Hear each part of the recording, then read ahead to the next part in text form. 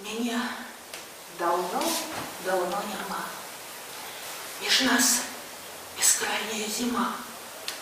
Між нас гады, як холоды, як пошум темные воды. Між нас і бездны, і земля. А ты углядаешься здаля у тое смутное давно, з якого й тенью не видно. А ты приходишь, як у сне, дозворавелая мяне, а ты сядаешь и молчишь, и милословить с неба крыш. И я повенно колышу твою яснюткую душу. Люляйся, кровлена моя, над полем я, и у поля я, с коренья я, и с кроны я. Взыходжу, кровлена моя, я допущу, и я не те, як чорна ноч, як белый день. Мне целый свет колыскаю, бо я далеко, близкая. Між краю і раю на мяжи, де що не твого святла дрижить, стякає страх, стихая боль. Давай пошепчемся с тобой, знітуем тепло, выш и дно в одно, як неколи давно. Спеваемо люлечки, люли, и мгновением, что за схил сплыли, дорогам зоркам и траве, что от весны у весну живе. И ты живи, вяночки ви, сугрей про вечность укрыли. Я тут с тобою назавжди вящують мудрі сляди.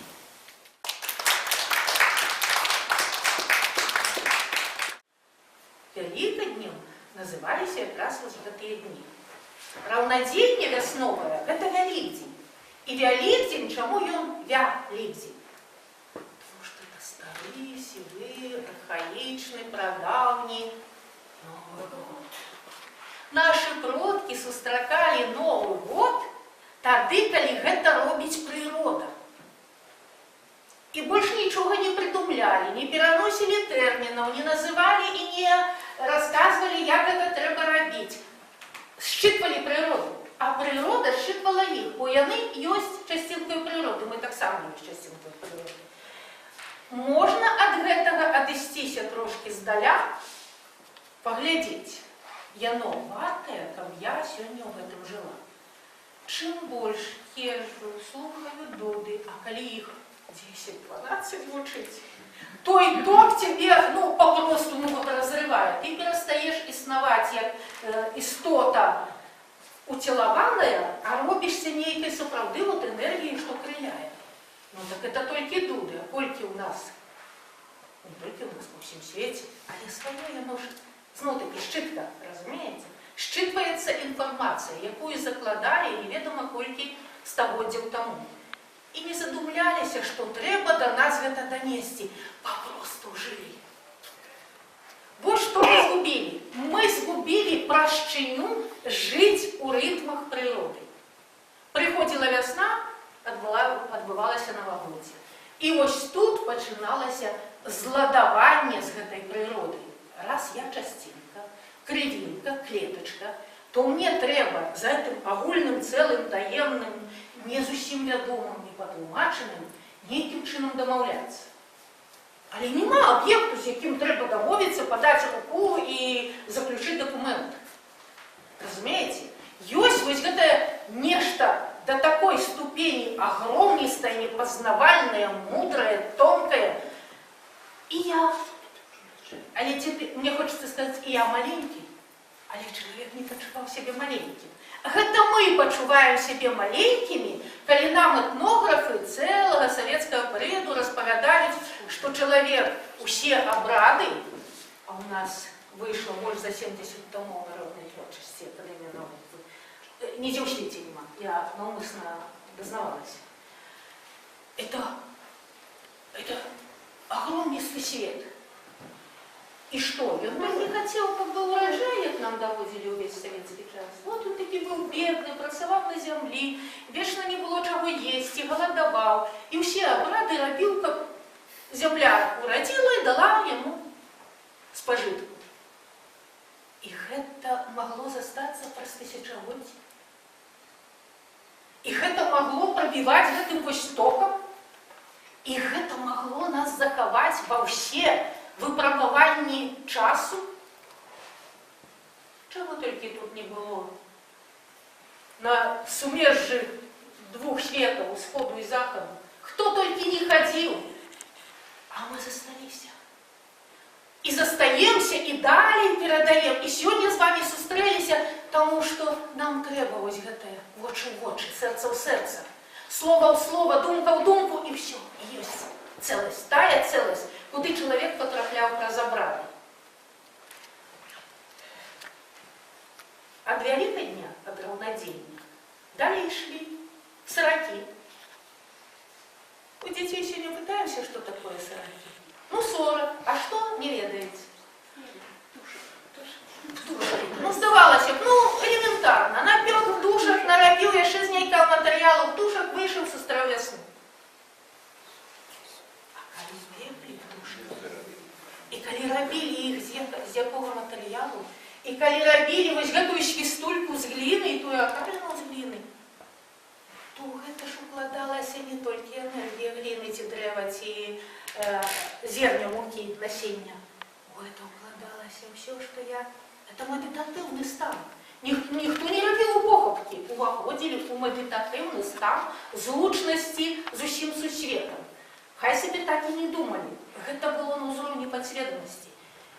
І таким чином лучнасць энергетичная адбывалася пакуль ляпілі, пеклі, зладоўвалі, нажыўлялі. Яна застаецца ў свістульцы, у птушцы, у зямлі, у гліне. Гліна дае нам, а мы гліне. Зямля адтуль уздымае і нас трымае, а нам же трэба яшчэ далей, бо мы па цэнтры. Ці ведаеце вы, які асноўны знак рассыпаны? У нас вельмі багаты арнамент, але які асноўны знак будзе ўсюды з'яўляцца ў арнаментыцы? Прыгадвайце, ён цяпер вельмі папулярны на гэтым. Дизайнеры, мастакі вельмі добра граюць. Працяг роду. Працяг роду абавязкова, памяць, пакаленні, культ роду. Так, але зорка, ну як энергетика. Калаварот, рух сонца, і зусім не свастика, як шмат хто расчытвае, бо не туды павернута. Але яшчэ ёсць асноўны, у які могуць упісвацца и богиня роду, и древо роду, и кропка бесконца вибрує и дає вечность, вот тую неумиручесть, дзеля чего все на земле робится. В земле все просто. Мужчина, женщина, вечность. Мужчина, женщина, вечность. У природе у нас мужчина, женщина, бесконцесть. Иначе все пропадет. И Продак это разумел, а мы разумеем. Но мы не выводим гэта на сведомасны ўзровень. Мы не ведаем, як гэта сказаць прыродзе.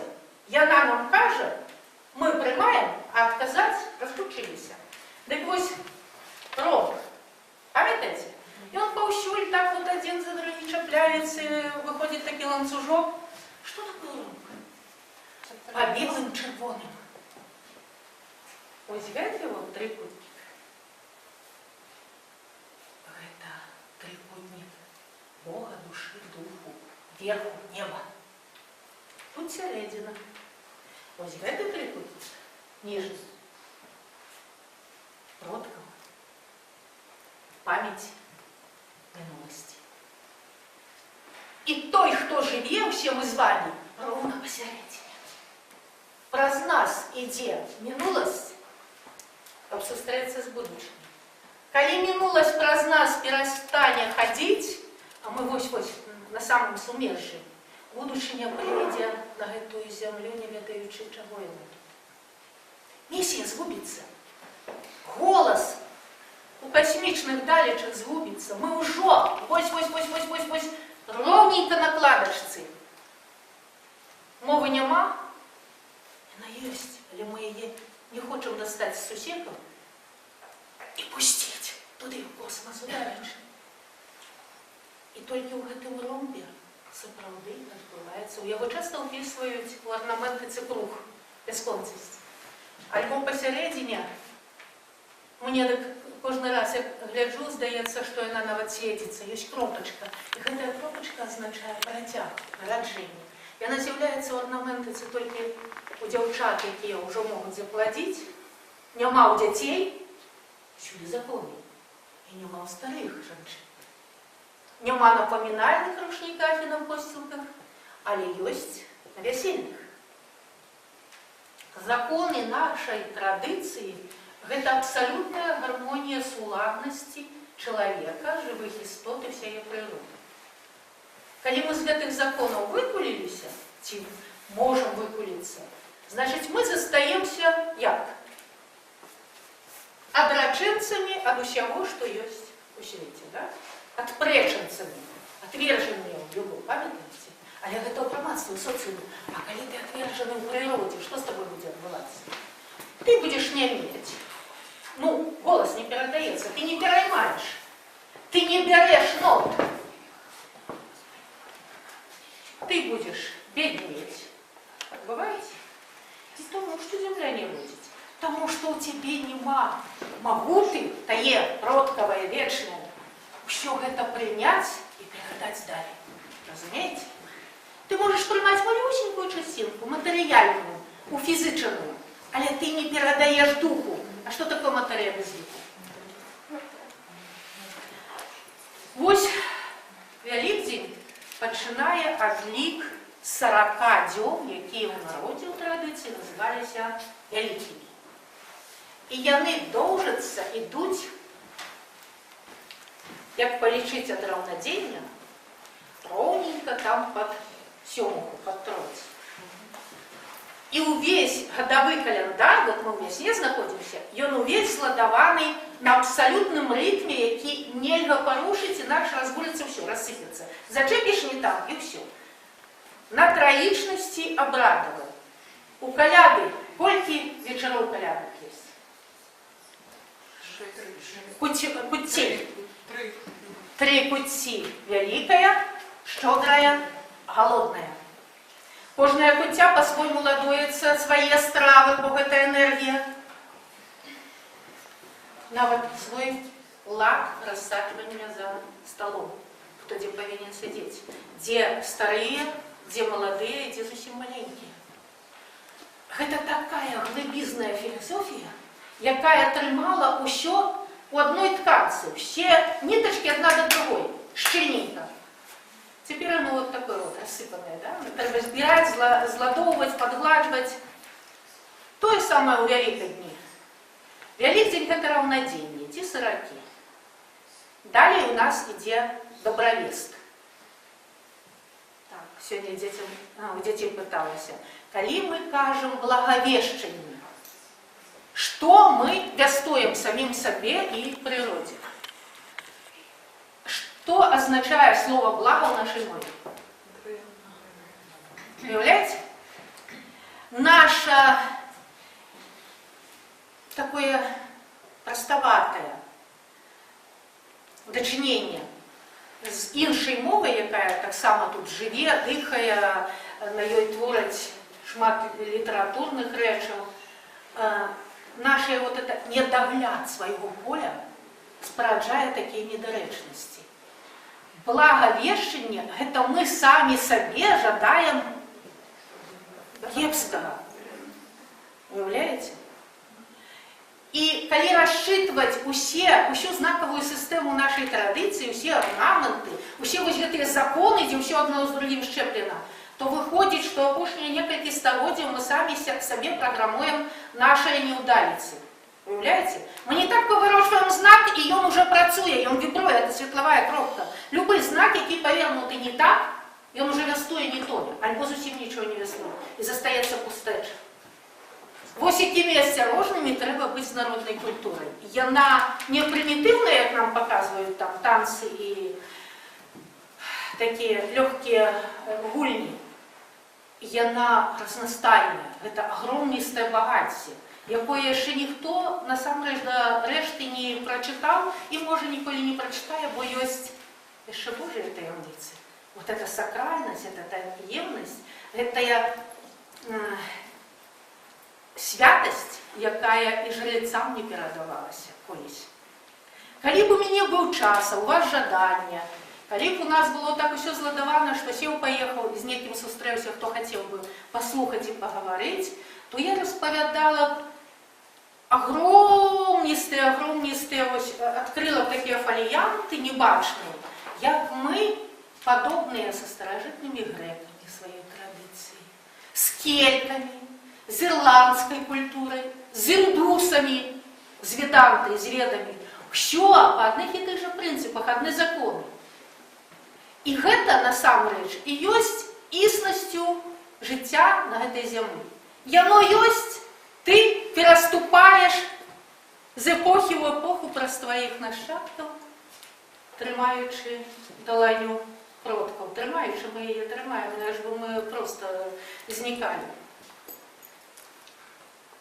Я не хачу сёння вам, не маем на гэта ні часу, ні мажлівасці апавядаць, як яна гэтая вясна ладзілася, бо это зноў-такі агромністы пласт старажытнай культуры архаічнай.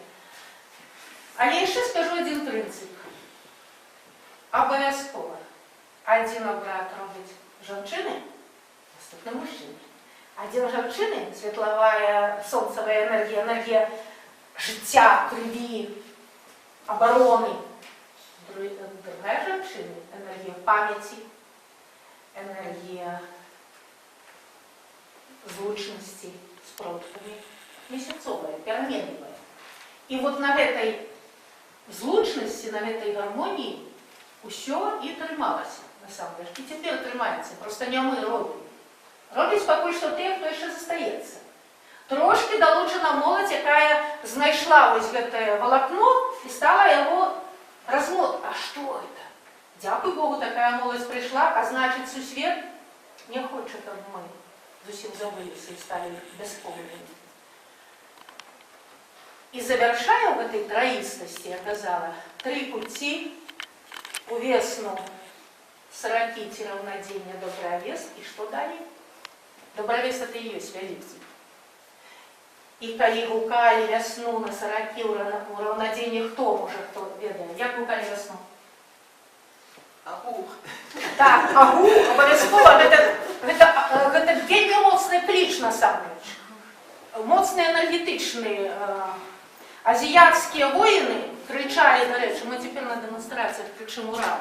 Ведаеце, што такое ў цюркскіх мовах «Ура»? Убей! Так вот так і ішлі азіяты. Яно просто прыйшло да нас, калі сюды спрабавалі прабіцца татарамі. І Вітаўт іх спыніў. Дык вось,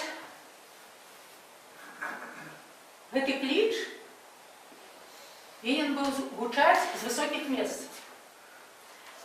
Яшчэ толькі першая пратальніка з'явілася. Лёд ляжыць, снягі яшчэ ёсць, разуваліся жанчыны, маладыя дзяўчаты. І басанож ішлі да найбліжшай гары, і з гары пасылалі гэтае «Угу!» з другой гары, можа і за 7 кілометраў, з іншай вёскі. Насустрач пасылалася тое самае «Угу». І ўсё, і ток над зямлёю. І з зямлі, і ў нябёсы ток ажываў. Всё было занямелае. Была зімовая медитація прыроды. І наша таксама. Ну, узімку адчуваю себе так, як прырода. Да?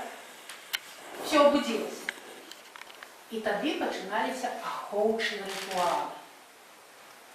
Загукалі на добравес Вялікдзень. Што на Вялікдзень адбывалася? Не памятаеце? Ніхто не распавядаў. Можа, хто яшчэ хадзіў? Валачобныя дружыны хадзілі.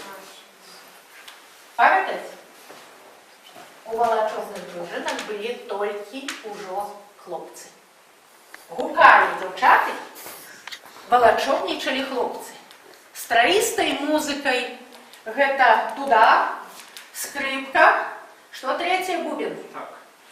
І з механошам, які збіраў дары. Якія дары? Упала, я сегодня детям сказала, упала, коли уже дозволю себе анализовать наши традиции, бо был человеком на той момент уже статусным, написал, як я не люблю этих наших волочебников. Ходить, волочиться, выпрошивают нечего. Это наша беднота, это не стача наша. Не треба свету это показывать. Але я не рассчитал, не зразумел. Был з католицкой семьи, з вельми такой обережной католицкой семьи. Ягоная мать Бянигна вельми долученная была до костюма. Але костюм уже этого не робил. Это ж народная традиция. Мы часто блытаем веровызнание и народную культуру. И это нам шкодить, это нас ранить. Когда мы сблытываем одно с другим, они могут суесновать. Разумеете? Спокойно и на во всем свете суеснують.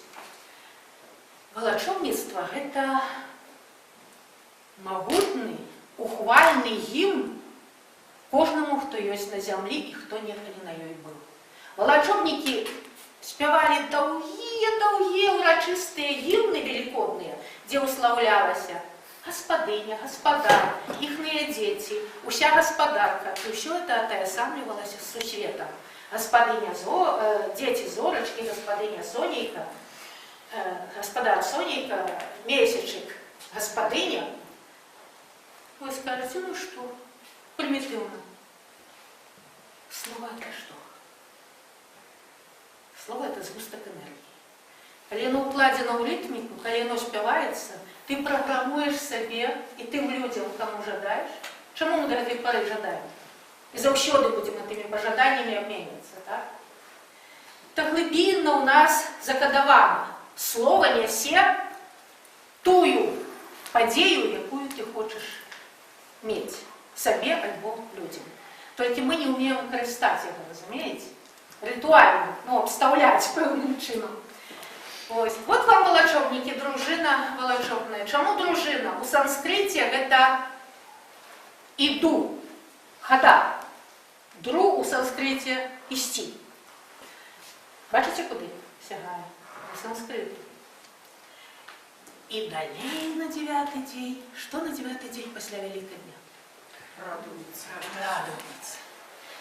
Коли у колядах дядов запрашаем на першую великую путю, без них ничего не починалось, не сеяли, не копали, не садили сад, ни одной справы не починали без дозволу продков и благословения.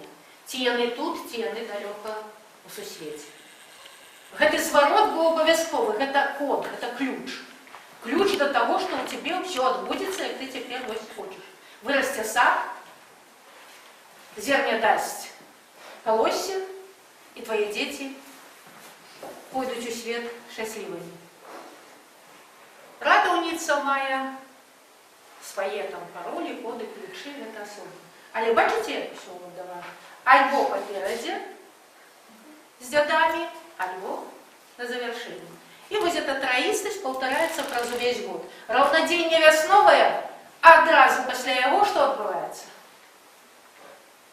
Дяды отбываются. На радовницу мы идем до продков, а дяды мы их до себе запрошаем. Але я вас, мусить, трошку замучу. Да. И вельми хотелось, чтобы вы нечто казали, думали, разважали.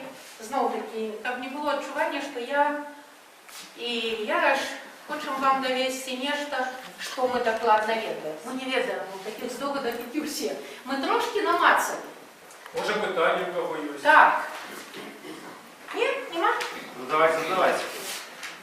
Я вам прочитаю такие лиричный верш, написанный в Украине, у Доме творчости Мостакова. У Седневе я там была у гостях на Черниговщине, на святах Тараса Шевченки.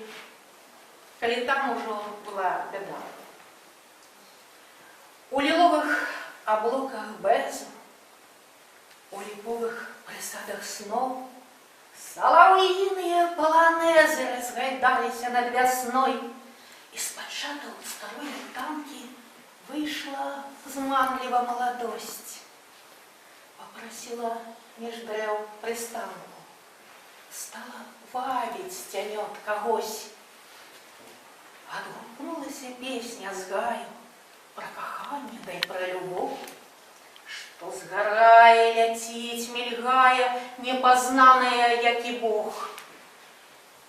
Я з расхрыстанай Украінай пераспевала боль і жаль за хоробрых і за бязверных, што в абдоймах зямлі ляжаць. Быццам знічкі мігцяць пялёсткі понад садам, понад журбой, незабыўныя адгалоскі пра каханне да і пра любоў.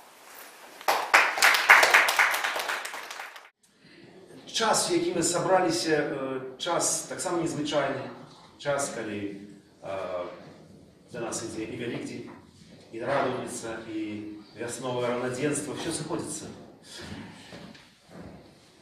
Тэма нашай сённяшняй, тэма шмат у чым, тэма памяці. І сапраўды, сутыкаючыся з усім гэтым, з гісторыяй, з музыкай, са словам, бачыш і адчуваеш наўпрост, як калі браць нейкія іншыя краіны, ёсць традыцыі, ёсць гісторыя, ёсць час мінулы, ёсць час сённяшні. Калі гэта ідзе спакваля, развіваецца, змяняецца. Наш народ, наша краіна ў сітуацыі унікальнай. Калі у нас, па вялікім рахунку, не адбылося шмат у чым таго, што мусіла адбыцца. Перадачы, зменаў. І сёння наша культура – гэта як тая самая Атлантыда.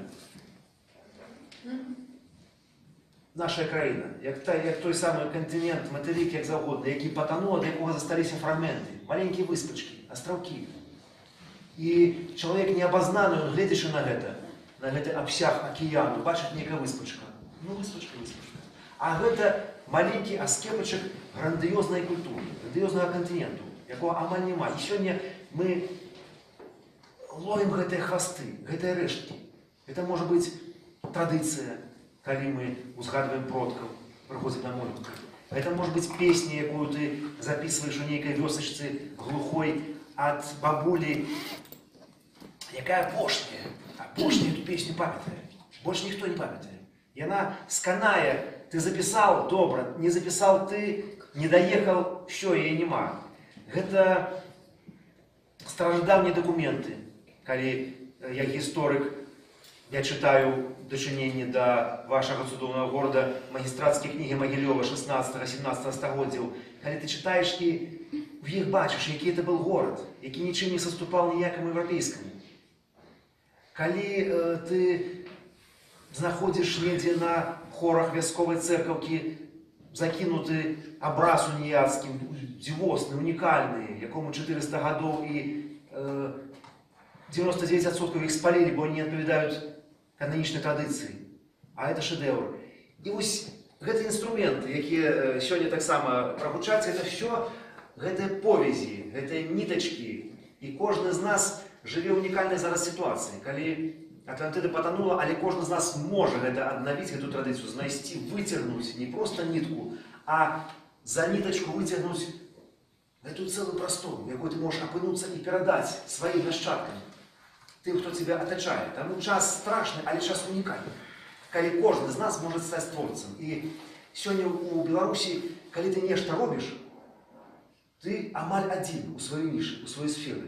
І гэта з аднаго боку страшна, з другого боку гэта дзівосна. Калі ты нешта добра зрабіў, ніхто этого не зробіць, апрача цябе. Вось тут у мяне таксама лежаць інструменты. Як вы думаеце, што тут можна схаваць? Арифметическая линейка. Так, яна некалі там была, а цяпер там нешта больш музычнае. Вось, глядзіце, такія цікавыя інструменты, якія вырабляюцца са сцябліны жыта. Так, называюцца яны пішчыкі. Пішчыкі, вы самі разумееце, чаму яны пішчаць, але пішчаць музычна, не проста так. І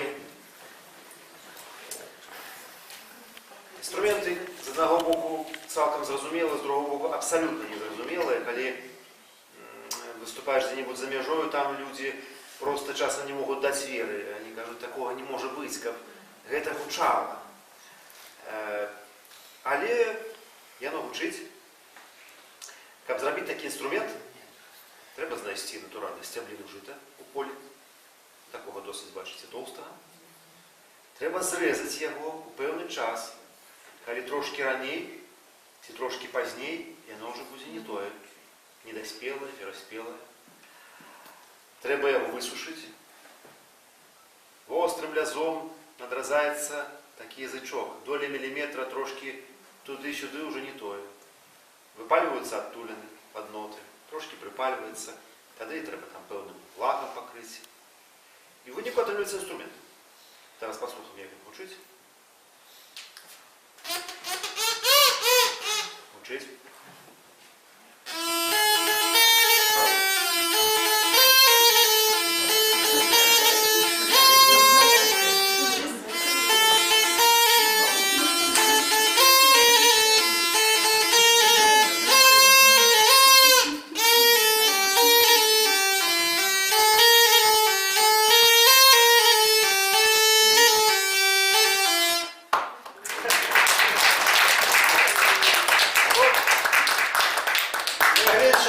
Адбываецца, беларусы народ унікальны, які змушае загучаць нават салому.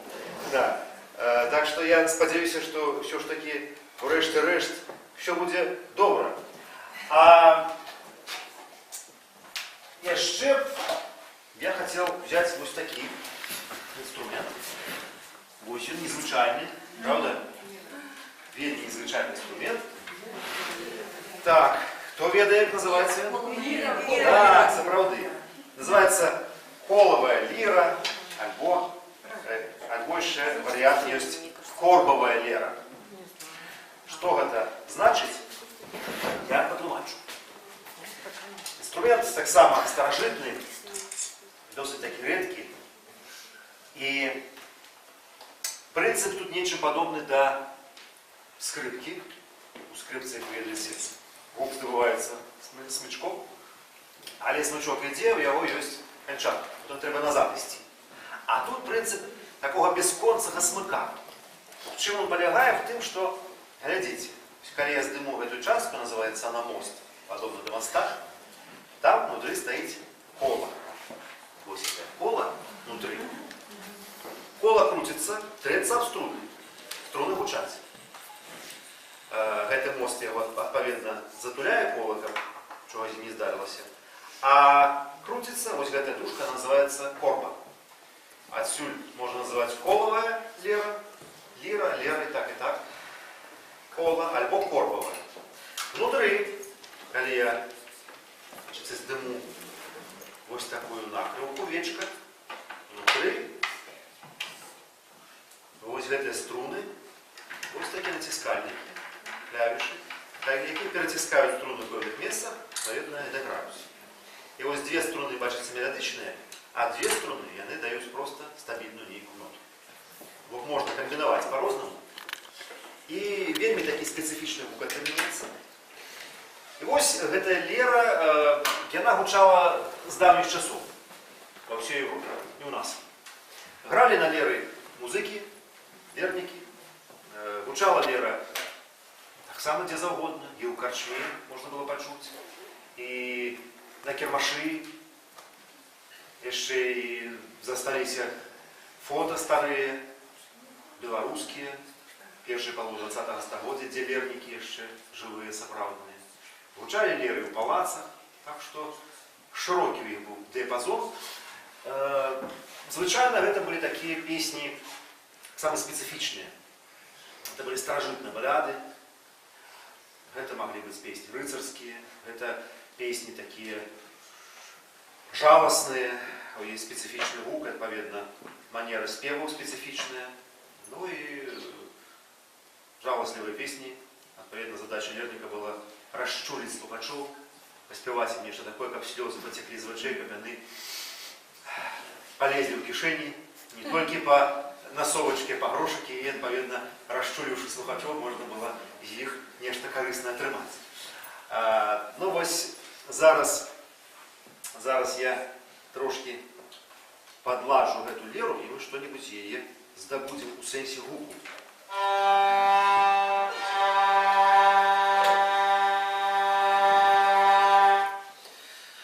Так вось, такую я возьму песеньку какую-нибудь, правда, не забыться на текст. Это такая старая песня, якой уже годов 400. Присвечена на святому одному з найбільш шанованих у нашій країні святих, якого сьогодні, на жаль, часто усприймають у назві нам не нашей чужой, навязанной, а сапраўдная назва этого святого, я думаю, вы назовете его, и он выявляется на образах, на коні, який знищає. А назва наша Юрий, святый Юрий. Георгий – это российская традиция, на жаль, прищепленная нам, святый Юрий. Да, так ось, кого он там забивает, памятаете на образе? Цмок. Цмок. Ось песня старая, называется «Юрия и Цмок».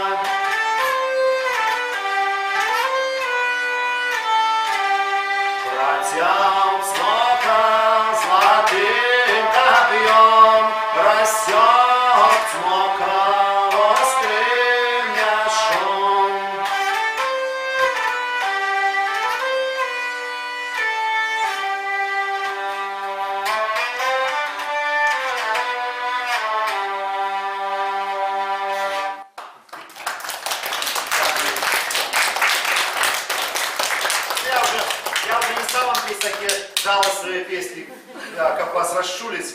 Я так уже варіант такий середній взяв. Але є у мене пропанова проспівати пісню разом. Як ви поставите сюди її? Згодні? Ну, тоді, звісно, не відмовляйтесь. Так ось, пісня про істоту, усім відомою. У мене навіть тут дві пісні, які... Добре. Песня про істоту усім відомою. Ви її, звісно, всі ведаєте. Той, хто дуже любить мед. А хто любить мед? Пчелки. А хто ще? Медведь. А ще хто? Он найближче до пчелок. Тоже подсказка. Тоже подсказка. Мухи. Мухи? Трудні. Трудні, так. Что там? Шмель. Так, це правда, это шмель. Песня про шмеля. Ось, гэта верш уваходзіць у смачную книгу Оксаны Спрынчан. І ось, відповідно, я написав на гэты верш песеньку, якую ми зараз з вами проспіваємо. Ну, звичайно, я її співаю під гітару. Вот, там она такая больше складанная, виртуозная. Ну, а тут инструмент очень простенький. Він дає в дальнем випадку мне просто аккомпанемент. Як він називається? Мандолина. Мандолина. Так. Мандолина. Пісня про шмеля. Так ось. Зараз головна наша задача домовитися, як ми будемо співати. Варіант номер 1. Ви співаєте, я підпіваю. Ні? Добре. Варіант номер 2. Я співаю, а ви долучаєтесь. А долучаєтеся у припівах. Припевы тут вельми такі складані, але я думаю, що ми з вами здоліємо розібратися. У припевах треба бзумкати як шмель. А як бзумкають шмель? Дайте голос. О! Видатно, видатно. А коли ми всі будемо бзумкати, то це буде на шиковно. Тоді я попрошу всіх побзумкати. О, шиковно, просто видатно. Я з шмелями добре знаюся, тому я можу бзумкати з усім, як яни. Але кожен буде бзумкати, як він може, як він пожадає. Всі варіанти пасують. Але треба, зрозуміло, що паводле дамольності нам це. Схема така. Припев – це бзумкання.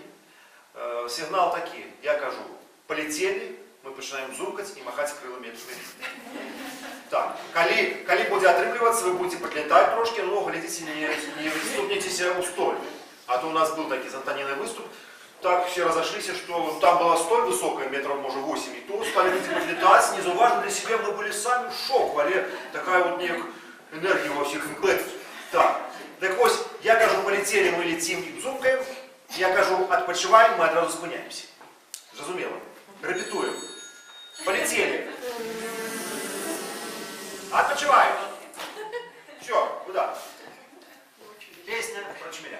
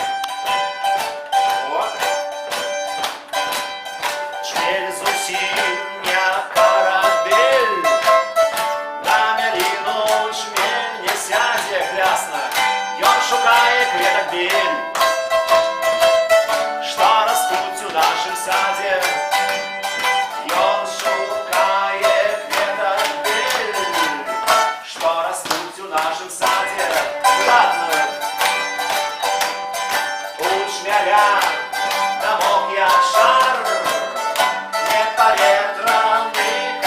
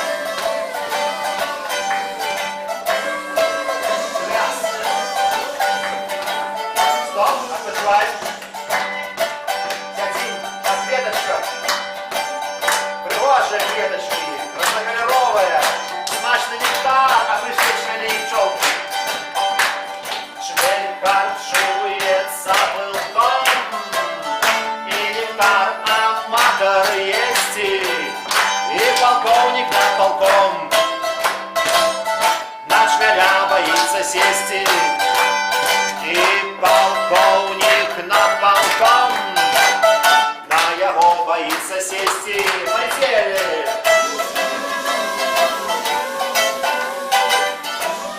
Ой, правильно.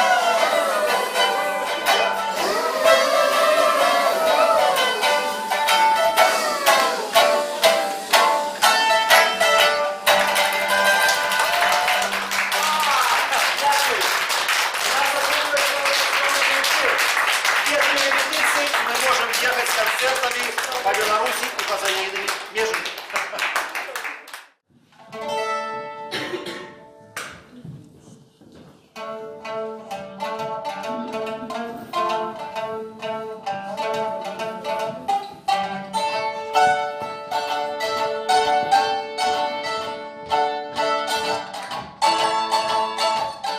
І знайшов свой стиль власний, спелый выгляд мае плясный, ён вядомы і заўважны, і сябе трымае важна.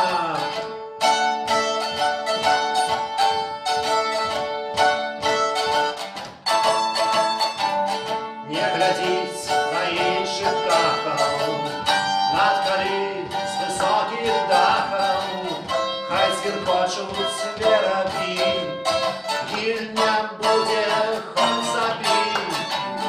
Гіль-гілёк караляў громка, у вачах, дзе ты усмешка, ты ляціш са сноў маленства, сны кахання дзіўнай снежкай. Гіль-гілёк, агонь зімовы, арабінавая птушка на заснежаных арэлях, да вясны нам сонца глушкай.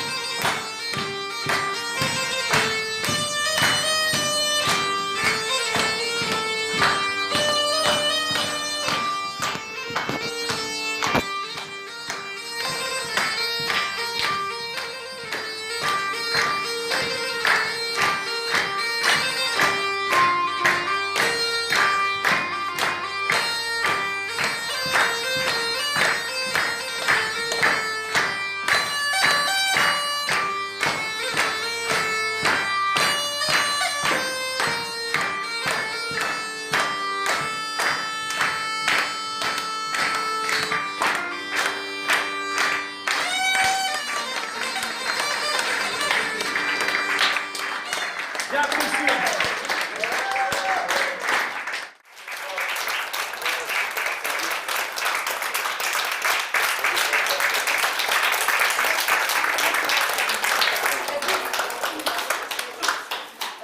Я хотела б выказать велику подяку нашим полкам за той цудоўны скарб, які яны нам заставили.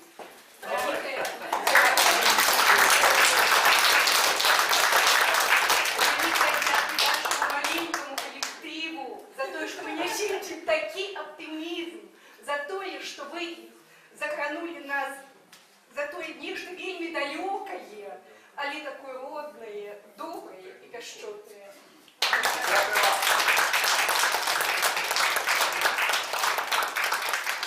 Не рассчитываемся, але Алексей уже думали. я вельмі слушаныя насамрэч. І гэта сапраўды продкам, бо і мы, коли станем продкамі, все мы то продки, то нашатки, то продки, то нашатки. Что я хочу вам сказать? Каб не было до кого это ўсё высылаць, каб не было вачэй усмешак, поразумения, здзіўлення, нават адпрэчання, так? То человек, я, вы, Яраш, попросту скруціўся у клубочак і сядзіў бы ў хаце. І ўсё тое, што мы сёння спрабуем аднавіць і прыклікаць у наш сённяшні вечар, такі светлавы, хвалісты, яно насамрэч, я ўжо казала, вельмі простае. Гэтыя коды, яны здаюцца, прымітыўнымі, элементарнымі, нічого в сабе як бы не тояць. Так глядзелі этнографы. Мы з этого пачыналі гаворку. Насамрэч, гэта якраз тое, дзеля чаго ўсё творыцца ў жыцці. І якраз тое, што пабуджае нас тварыць. Калі чалавек застаецца без гэтае повязі, на якую нанізваюцца ўсе нашы думкі, спаміны, пачуцці, у ім згасае яскра творчасці. Я сёння казала дзецям, нічога асаблівага у жыцці не трэба рабіць. Трэба уяўляць сябе зоркай, перасягаць некага іншага, змагацца і дабівацца. Трэба проста любіць тое, што робіш. Ці ты пячэш хлеб, ці ты садзіш бульбу, ці ты шыеш сукню, ці ты сустракаешся з сябрам і размаўляеш, ці ты пішаш, ці ты граеш. Калі ў гэтым абуджаецца нешта табе невядомае, але такое цёплае, такое трапяткое, такое трымцлівае, што ты пачынаеш выходзіць за межы сябе фізычнага, то гэта і ёсць памяць. Як жолуд памятае, што ён быў дубам і зноў стане дубам. Як насенне памятае, што трэба зноў з'явіцца калоссем. Так мы у кожны міг, калі творым, укладаючы ў гэта любоў і выклікаючы з гэтага любоў, з дрэва, з гліны, якія сёння гавораць, гучаць праз тысячагоддзі. А мы ж жывем сярод дрэў, сярод траў, сярод кветак, сталі гліны. Усё гэта дае тую самую трапяткую памяць, якая і ёсць сатварэнне. І пакуль чалавек можа сатвараць руками, думкой, пачуццём, верой, памяццю, дотыкам. Датуль ёсць жыццё. Далей занямення. Па-за творчасцю занямення. Насамрэч мы творым кожнае імгненне. І толькі наша упарадкаванае цяпер іначай, чым у продкаў жыццё, пазбаўленая от гэтай рытмікі, якая лучыць з прыроды, выкульвае нас стае з таго акту сутварэння, у якім чалавеку добра. Мы змушаны цяпер выконваць абавязкі. Наши продки, як бы нам не рассказывали, что они были несчастные, не разумели рухаў свяцил, боялися стихий и хотели только урожаю, наши продки жили в середине вот этих ритмов, которые мы сегодня хочем ці не хочем урожаю. Яны сами приходят, мы выкликали. А пожадаю я вам у звязку с усім нами сегодня говоренным такое речи. Не наважуся, як я роблю у наших маленьких сакральных вандроўках, зрабіць, наладзіць медитацию, бо мы яшчэ не пачулі, не паспелі одно з другим так увайсці ў контакт духовы.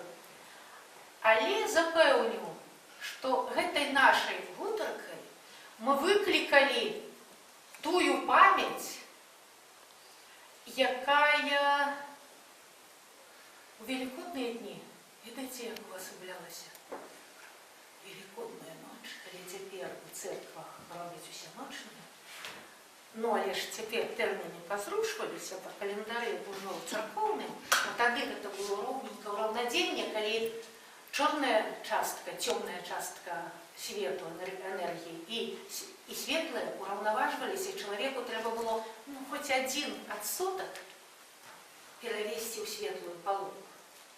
Психологи кажуць, калі 51 адсотак святла ёсць, то 49 уже нічога не значыць. Один у поле воина. Так вот, што рабілі у гэтую ноч, калі змыкаюцца две сілы, і трэба перавесці ў светлыню. Бараніліся. Як бараніліся? Я заўсёды гэта уяўляю візуальна. Хто візуал, адразу бачыце. Пасярод начы, апоўначы выходзілі 12 дзяўчат. У старавечныя часы выходзілі абсалютна голыя. Пазней, калі сталі ушаноўваць цноту і голае цела, ужо як бы сорамна было нават свету, месяцу, зоркам паказаць, стали апранаць белые апранки, белые сукні. Белая, гэта я вам казала, памяць. Як у нас усе орнаменты по белым чырвоныя, то это памяць жыццё. Вот вам і увесь код. Ён, яна, памяць жыццё, ён, яна, памяць жыццё, зямля, неба. І абводзілі свой двор. Калі іх не было 12 у сям'і, значыць, хадзілі ад аднаго двара да другога. Раллёю абворвалі, рабілі абярог. Трэба было кругом абысці, зрабіць баразну з плугам. 12 дзяўчат, трымаючыся, як хто ухопіцца. Такім чынам бараніліся, рабілі абярог ад чаго? Ад усяго, што можа прыйсці разбуральнае. Пакідалі вось гэтую выспу, свой двор, свой род, сваю сям'ю, сваю памяць і свой працяг. Бо сюды будуць прылятаць буслы, прыносіць новых дзетак. Аберагалі ад усяго, што можа уварвацца чужое, варожае, разбуральнае, непатрэбнае, ад якога трэба мець мужнасць адсланіцца. Гэтая баразна. Памятаеце, що советский далекий фильм, теперь его уже зрабілі иначе, «Вей по Гоголю». Памятаеце, як нравится? А гэта абярожная вот эта кола, якое усялякім матэрыялам можна зрабіць вакол сябе, або думкай, калі больш нічога няма под рукой. А думка наймацней, яна далучаецца да ўсяляка, яны ж таксама не бяздумна вадзілі. Яны заклинали, замаўлялі вось гэтую зямлю, вось гэтую баразну бараніць, стаць шчытом, крэпасцю, як тая Сынкавіцкая царква. Як замкі, памятаеце, як нашы замкі равамі бараніліся? Тое самае. Адпачатна і назаўжды зрабіць мяжу. Тут маё. Яно живое, вечное, сапраўднае, я гэта прызнаю. Я гэта прыняў, мяне сюды прыклікалі. Пасля сябе я таксама гэта пакіну. І гэта трэба адасобіць ад таго, што не маё. Вы скажаце, ну дык чалавек тады жыў толькі ў сярэдзіне свайго роду, сваёй сям'і і ніякім чынам не было стасункаў са светам. Ось якраз стасункі са светам гэта тыя рытмы свят, абрадаў. Ты выходзіш за гэтую мяжу, за гэтую баразну і патрапляеш у той свет, дзе ўсе яднаюцца. Разумееце? То есть маё і агульнае заўсёды мела мяжу. Сваю прастору, цяпер псіхолагі вельмі часта кажуць. Асабліва, калі ёсць канфліктныя сітуацыі там у сем'ях, між дзяцей і бацькоў альбо ў пары, аберажэце свайму партнеру, свайму дзіцяці, свайму бацьку, сваёй маці, ну хто б там прыйшоў па дапамогу, аберажэце і дайце яму сваю прастору. Калі чалавек не мае сваёй прасторы і не пачувае у ёй сябе гарманічна, абаронена і вольна, я тут сам сабе такі, якім я ёсць. Мы вот цяпер лёталі, мы былі такімі, якімі мы ёсць. Хоть на трошечку, хоть на імгненне. У нас абудзіліся гэтыя рытмы, разумееце? Іх жа можна абудзіць праз адзін гук, проста зачапіць. Вось спадарыня сказала, зачапіць тое, што ў нас жыве. Яно ажно да пятак, мы ім працятыя, но яно спіць і там яму не утульна. Мы не пускаем яго на волю, як не пускае ваду, вось тая у фонтане забітая дзірачка. Як толькі мы раскрываемся, нам добра. А потым ужо сапраўды трэба яднацца, хочацца яднацца з тымі, хто па-за маёй мяжой, па-за маёй прасторай. Так і ладавалася ўсё. Мы сёння з вами патрапілі ў гэтую рытміку, у гэты спаконвечны закон, які ладаваўся не так на словах, як на знаках. Словы толькі былі ў падмову. І мне хацелася б, і я веру, што гэтыя сустрэчы не дарэмныя, і што гэтую абарону мы сапраўды прыклікалі, і што яна з нами.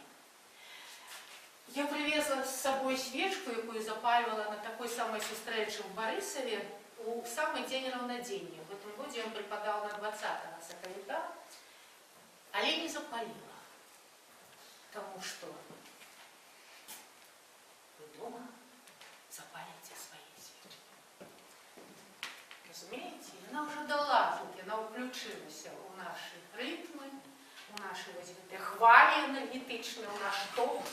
Вы придете до хаты и запалите свечку, з якой можна паговорить. Праз свечку, праз вогонь. Культ памяти, культ роду, культ вогню, культ воды – это ж усё оттуда, з архаікі. І праз гэтыя стихії можна выходзіць на сябе ясна, забытага. І сустракацца з сабой сапраўдным, і радавацца, што гэта ўсё ў нас ёсць, оно нікуды не падзелася. Ні забаронамі, ні забыўлівасцю, нічым нельга перакрыць чалавеку плыню, якая праз яго ходзіць. І вось, дзякую вам, што можна так сустракацца, пра гэта гаварыць, гэта слухаць. Чуць вы, як гэтая плыня ходзіць? Я чую, вы? Так.